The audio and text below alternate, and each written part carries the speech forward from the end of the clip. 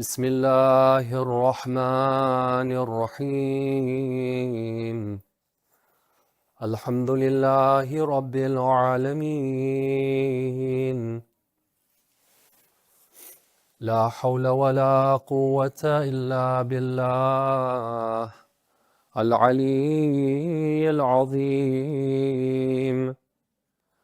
والصلاة والسلام على أشرف الأنبياء والمرسلين وخاتم النبيين وسيد المرسلين أبي القاسم محمد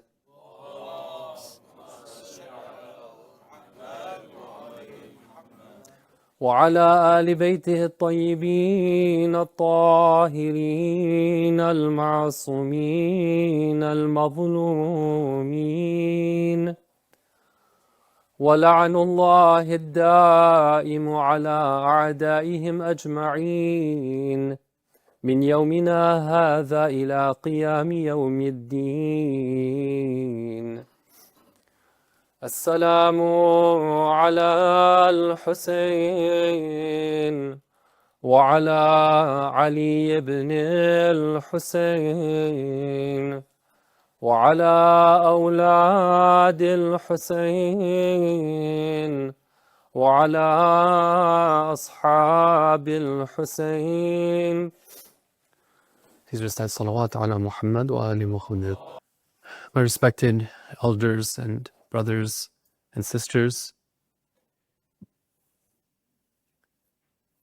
as the sun descends on this last day of Dhul-Hijjah, we know that pretty soon the hilal, the crescent moon of the next month, will be seen in the skies. And this crescent month marks not only the beginning of a month, but also the beginning of a new year. And this month, the month of Muharram and its arrival, is an emotional event for all of us. With it comes a lot of sadness as we think about the historical significance of this month and the events that took place and the dhulm that was done to the Ahlul Bayt alayhim as-salam. With it also comes emotions of pride and identification and identity, and a sense of gratefulness and gratitude, because we now once have this great blessing of being able to come together and to be part of a community that is linked by its love and devotion to Imam Hussein alayhi salam and to the cause of Imam Hussein. So I begin by acknowledging that all blessings are from Allah, and I praise and thank Him for this great blessing that we have. May Allah reward you all for your participation in your mourning and commemoration. And may Allah allow us to give Him that type of gratitude that is due to Him for acquainting us with Imam Hussein alayhi salam, allowing us to learn about his mission, and allowing us the honor to be part of these gatherings of mourning. In today's speech, inshallah, I wanted to introduce the topic that I will be speaking about over the next 10 nights. And I also wanted to be able to give a motivation for why I chose this topic. I didn't just pick it out of a hat, the reasons for why I chose it. So inshallah, those who are interested can find motivation to want to listen. We know that before the fighting took place, Imam Hussein alayhi salam completed the Hujjah on the opponents, meaning that he made it such that there was no stone unturned. There was no argument that wasn't made. They heard everything that they needed to hear. And at one point he tells Burair al-Hamadani, he says, Burair, you go and try to present the arguments, reason with them, present the logic. And what happened is when Burair started to speak to the enemies, you know how they responded? They laughed at him. And they started pelting him with arrows and stones. And this is a great illustrious companion of Imam Hussein alayhi salam. But this is how they were. They basically, rejected what he had to say and mocked him for even trying to speak to them.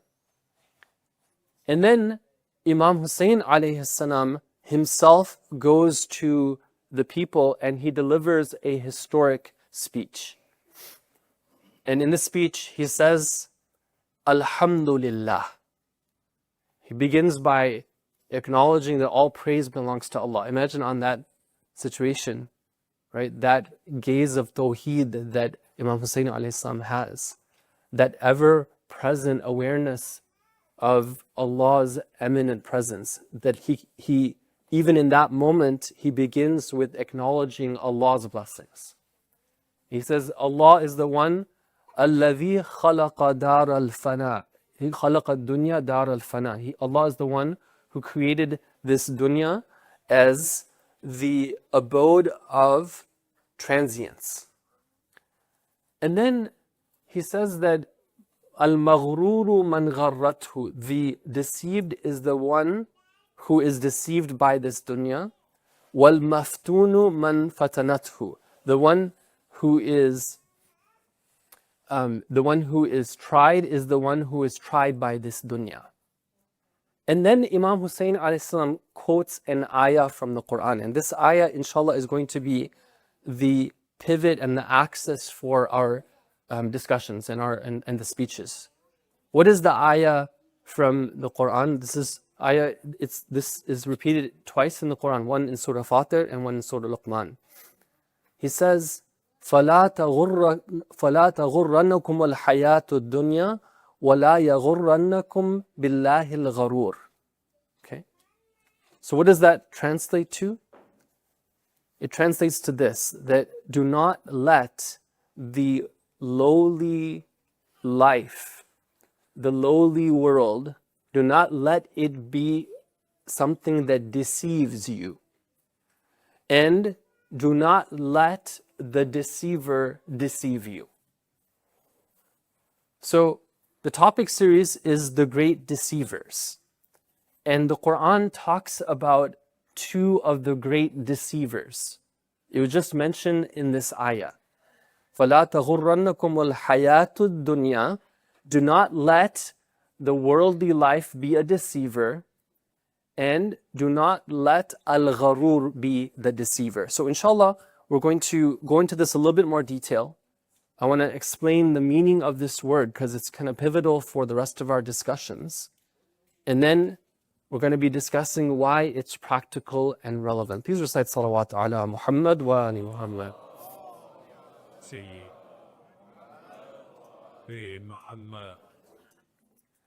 Brothers and sisters, the Arabic word is al-gharur. Ghurur, al-ghurur. Ghurur means deception. Now, for those of you who are familiar with this word in other languages, sometimes it takes on a particular type of deception, which is when one is deceived with themselves. They see themselves as being like really just, amazing. They're very full of themselves, basically. And so ghurur can sometimes mean arrogance when one is deceived by themselves. But in the Quranic sense, in the Arabic language, it means a type of deception. One of the classical Arabic dictionaries defines it as not just any type of deception. And it's important for us to go into a little more detail so we understand it.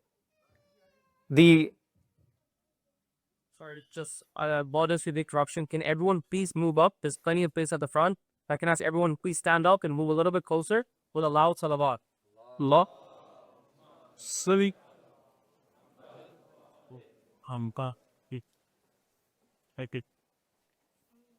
Muhammad wa ali Muhammad salawat.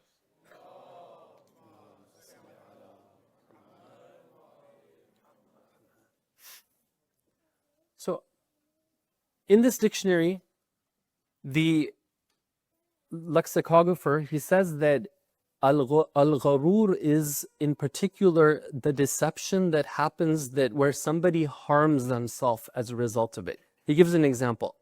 He says, imagine somebody's traveling in the desert and they see a mirage in the desert.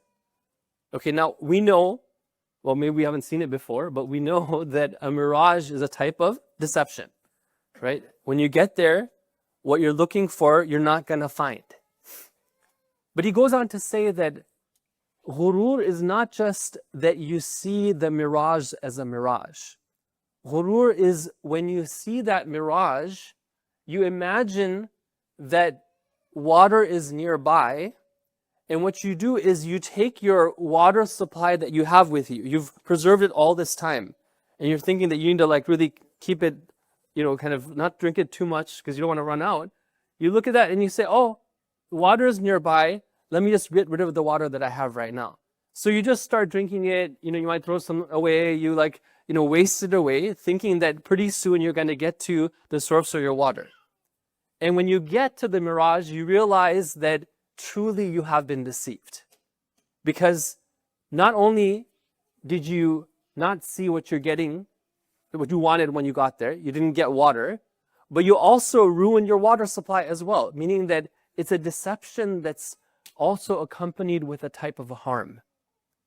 This is ghurur, when somebody is deceived in a way that harms themselves. Now, Imam Hussein alayhi salam is speaking to the opponents and the enemies, and he is telling them, he's quoting this ayah from the Quran. It's a very important message there, which is do not let yourself be subject, and one of them is al-gharur, many times in the Quran, look down upon, which can take us away from Allah, which is a source of deception. What it's not talking about is the physical world in and of itself. We know that the physical world in and of itself has a lot of magnificence, a lot of beauty. It is filled with ayat of Allah. It's filled with the signs of Allah. And there's so much that we can benefit by using it in the right way and feeling that gratitude and using it to gain knowledge, using it to gain perfection, using it to take care of those needs that God has placed within us. But when Allah is talking about not being deceived by al-hayatud dunya, and when Imam Hussein alayhi salam is quoting this ayah and speaking to the enemy army, what he's talking about is the nature of this physical world and our time in it, and how it can create these imaginary goals for us, and these imaginary statuses, and these imaginary delights that we think if we get them, we're going to find what our purpose, but actually when we get there, we're deceived, just like that mirage in the desert. Things like power, which is false. Things like wealth, which we imagine that makes us be better than others if we acquire it. Haram pleasures that actually harm us rather than taking care of fulfilling those needs that we actually have. And similar other things that can come about because of this dunya. And inshallah, we get a chance, we'll discuss that more. The second great deceiver that's talked about in this ayah of the Quran is al-gharur.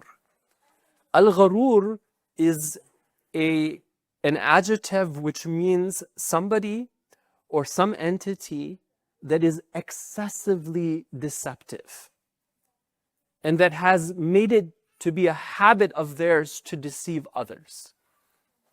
And we know that Allah has created this world in a way where we can't be naive, right? There are entities, there's people who deceive us. There are corporations that deceive us, right? There are organizations that deceive us. And there is the king of them all, which is known as Iblis or Shaitan. And in this ayah, according to Mufassirin like Allama Tabatabai and Ayatul Jawadi Amali, what's referred to as al-gharur, it's actually an adjective which is being used for the devil himself, for Satan. There's a story that's told, you probably heard it before, but it's good for us to remind ourselves about it. It's a story of one of the students of Sheikh Ansari. Sheikh Ansari was one of our great scholars and one of the pillars of Shia scholarship. Sheikh Ansari had a student who at night he sees a dream, and in his dream he sees Iblis, the jinn himself. And Iblis in his dream appears, and he's carrying a very interesting collection of ropes, different colors and different sizes. So he begins to discuss with him. He says that, tell me, what is it that you're carrying here?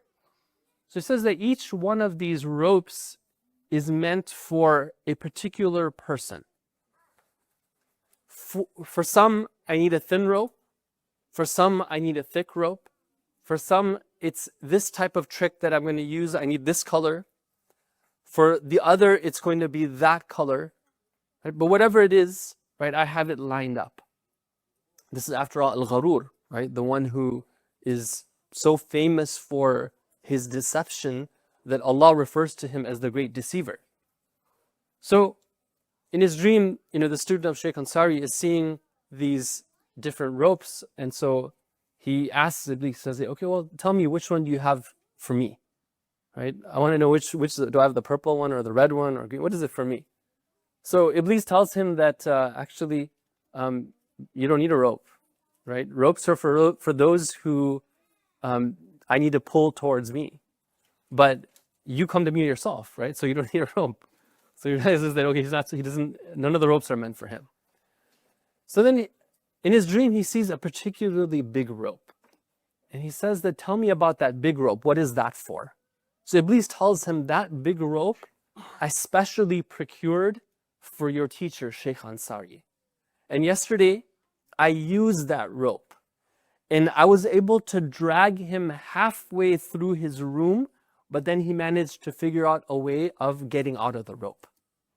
Then he wakes up, right? He's very disturbed by this dream. What did it mean? What does it say? So he goes to Sheikh Ansari and he shares the dream with him. And Sheikh Ansari says that yes, indeed, it's this dream that you saw is true. He did actually manage to ensnare me for the distance of walking from one side of the room to halfway in the room. But this is what happened. He says that I got to a situation where I didn't have any money.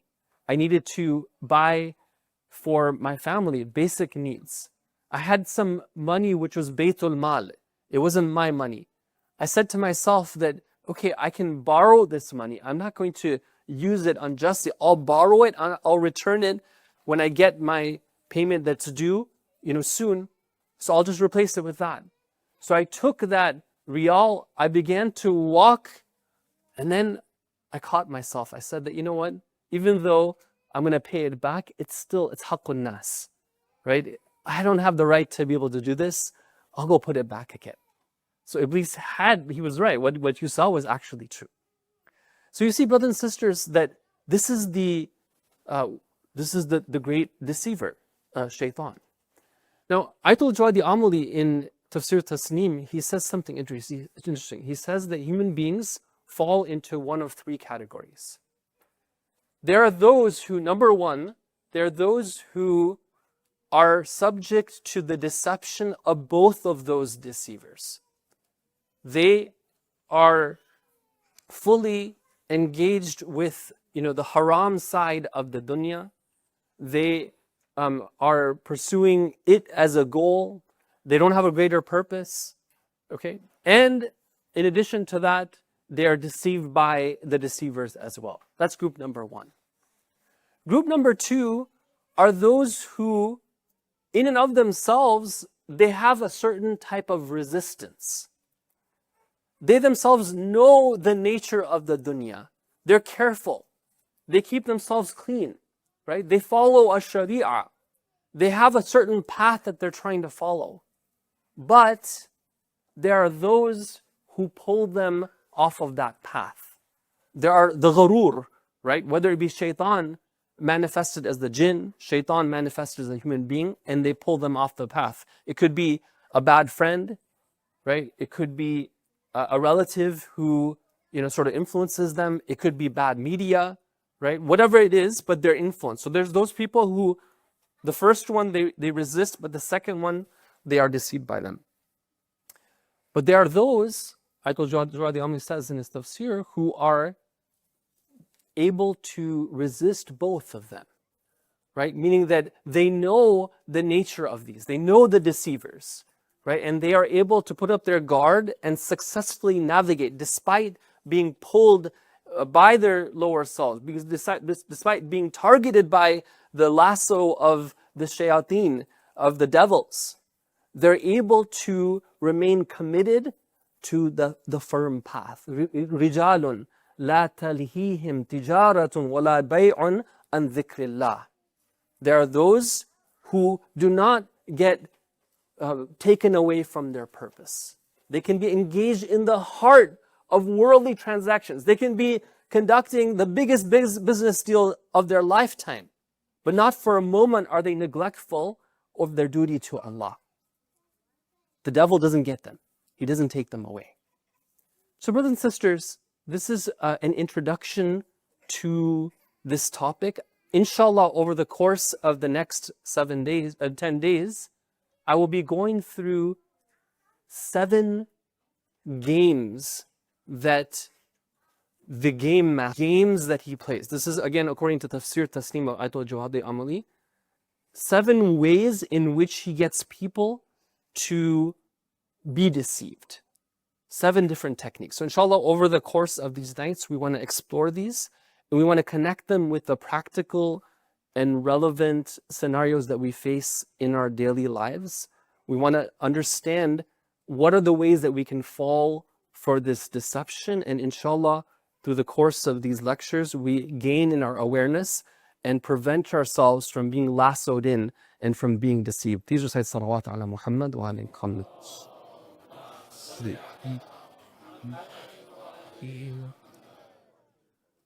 Now, brothers and sisters, I wanted to take a moment to kind of zoom out a bit and understand, the context in which we are gathering here.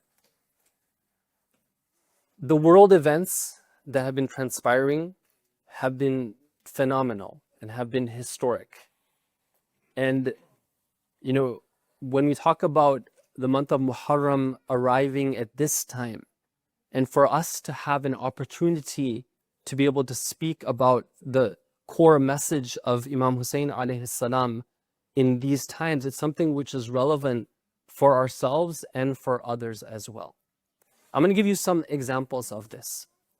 Just a few days ago, right, we were seeing the news of one of our dearest and most respected maraji' being targeted and being named and being threatened, and his life being at risk. We saw threat after threat from politician after politician, and we see that some people, were panicking. Just last Friday, when I was giving the Jummah khutbah in the center I'm stationed at, I thought to myself, I said that, what is it that that was given by Ayatollah Jawadi Amali regarding the current situation? Now, I'm sure all of you are aware that, there's a lot of people out there, like analysts, right, who are trying to, or they have been trying, and they try to always kind of give an opinion on this is what's happening, and this is the way things are going to go, and these are the people who are going to succeed. This bomb is going to be dropped. This ceasefire is going to happen. All these things, that's their job, right, to put out these complete analysis of where they try to predict the current situation. That the zalim, the oppressor, is going to be subject to the rage of Allah. That's it. That's it. 2 sentences, right? And then he makes a dua for the safety of, and he praises him in other ways. That, okay, mercy and rage, these are creations of Allah. They're in the hands of the Creator. Don't ever imagine that Allah's rage will be directed to the believers and the leaders of the believers, right? There's a system in place, and that system is controlled by Allah. So, brothers and sisters, where do we get this from? Where does he understand this from? He understands this from the message of Imam Hussein alayhi salam. Right? This is the lens that we can get on what's happening in current events. Right? When we look at all the horror and the evil, imagine that you had a book that was, right? Would you ever read of those individuals in late 2023? 1,500 pages. And the first 350 pages of that book, you know what it has? It has the names of the children who were killed in Gaza. Right? Now you come to this and you look at the horror and you look at the evil and cruelty and you ask yourself that, how do I understand this? And how do I understand my place in this? Right? How do I not be deceived? Right? This is the types of questions that people are asking. There was a young man who recently came to our center in California, and he was, he was an American, white man, young man. And after the program, they introduced him to me, and I said that, welcome, let's go for dinner and let's talk. So it was very interesting, our conversation. He had recently moved to the Bay Area, and he was, accomplished in his career, in his field. It was the first time he had ever visited a Shia Muslim center. So I asked him, tell me, why? Why did you come tonight? Right? This is important, brother and sister, because we're not just talking about theory. We're talking about real stuff that's happening right now. The transformation that's taking place right now. I asked him, why did you come tonight? Right? He said that I came here because actually I was raised as a Christian, and at one point during my upbringing, they took us to Palestine. They took us to occupy Palestine. But it was a trip that was funded by Zionist organizations. And they painted a picture for us of, everything is fine, everything is okay. The Israelis are supporting the Palestinians and they're doing relief work and all these things. And the recent events, I've realized that I've been brainwashed my whole life. I totally didn't understand the reality of what's happening. So the reason why I came here tonight was to find out the truth. Right? I'm on this process of searching for the truth. He tells me my parents are pastors. They're Christian pastors. But for me, right, I've had this deep questioning that's taking place, and all of it has started because of what's happening in Palestine. This is what's happening, brothers and sisters. You must have seen, right, that when the IDF, they put out a tweet, it was geared towards the Sunni Muslims. And what do they say? They say that, Sunnatul Muslimin, Ahlus Sunnah, look we're fighting for you. How are we fighting for you? Because we're attacking Iran. Right? Now this was a test for them. Right? Some of them, a few of them, right, said what they had to say, but so many of them, right, took this opportunity to respond in a different way. Some of them said that for example, I'm a Hanafi. Right, I am so-and-so, I believe in this, I'm in this madhab and this type of school of kalam. But my heart is Husseini. Right, this is the type of message we're seeing. Some of them say that I might be Sunni in my madhab, but when it comes to my politics, I follow that line of thinking and thought which resists the oppressor and which stands up against the Zionist entity. Right? So these are the types of changes that are happening in this world right now. And it's our pride and our honor to be part of this maktab, this type of school of thinking and these values and these ideals. Just recently on one of the most popular Ahlus Sunnah websites, for the first time, this has been around for decades, for the first time I saw that they were featuring the message of Ayatollah Khamenei regarding wahda of Muslimin, the unity of Muslimin. This has never happened before, but now people are going and trying to understand, why is this most wanted man wanted by these people, right? What is it that he's saying? What are they scared of? And now they're going and trying to understand this. So these are the this is the type of, sort of current events that are taking place. And all of this is a lesson for us, an opportunity for us to, inshallah, appreciate what we have and learn more from it. Please recite salawat ala Muhammad.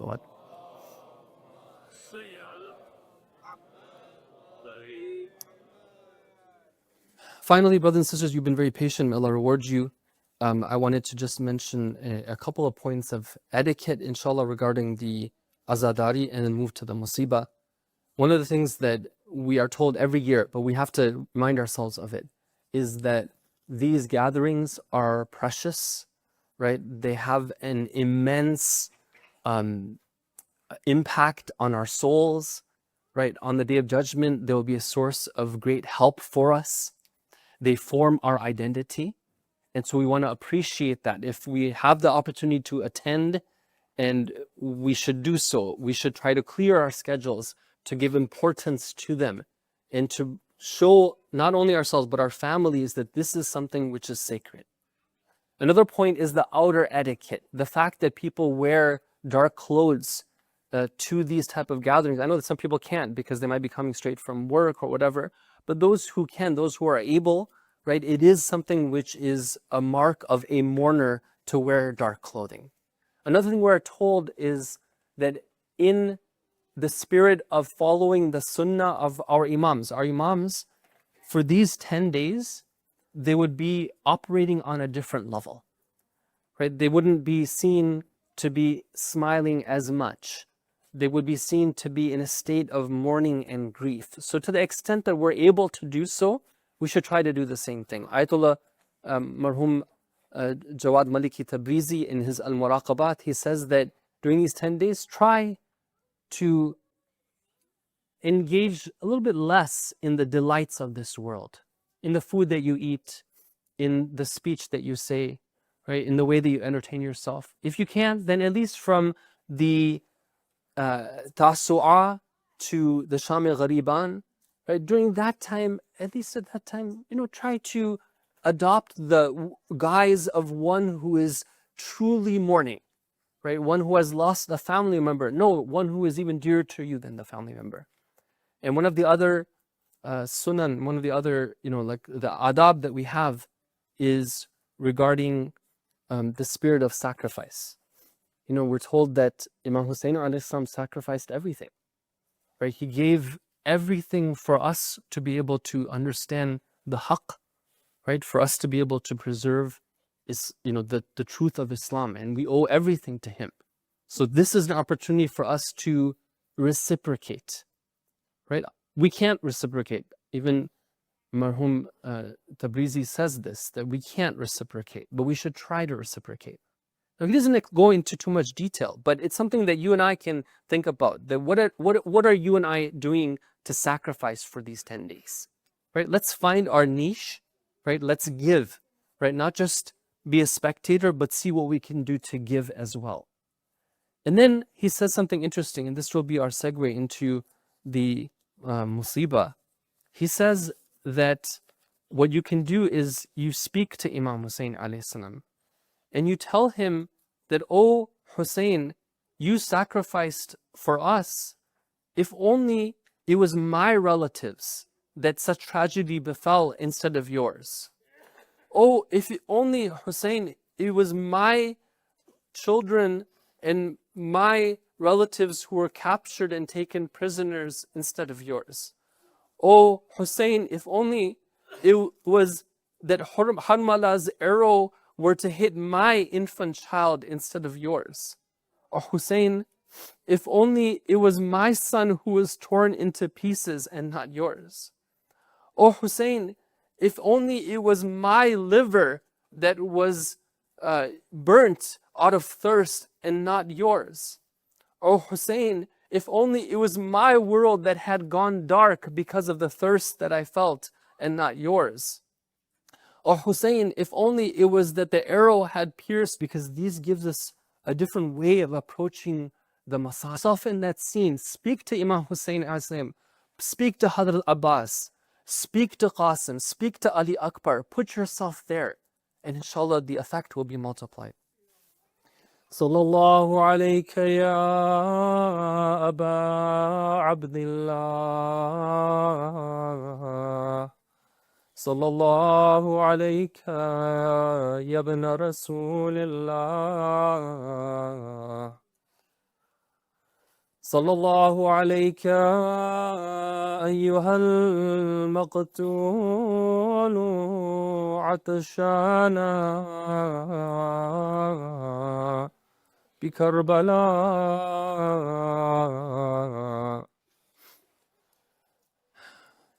Brothers and sisters, it's Thursday night, the night of the ziyarah of Imam Hussein.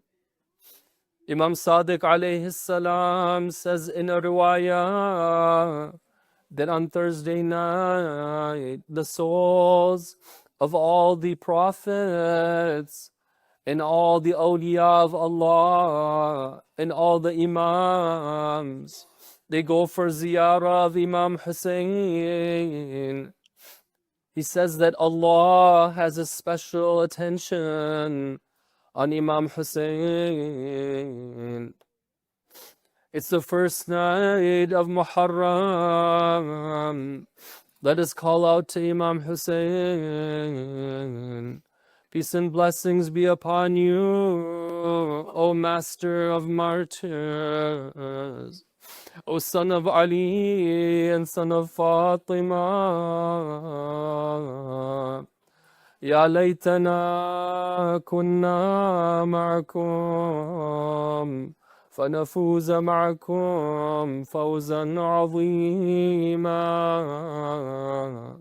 If only we could have been with you and your companions and have attained the great victory that you attained.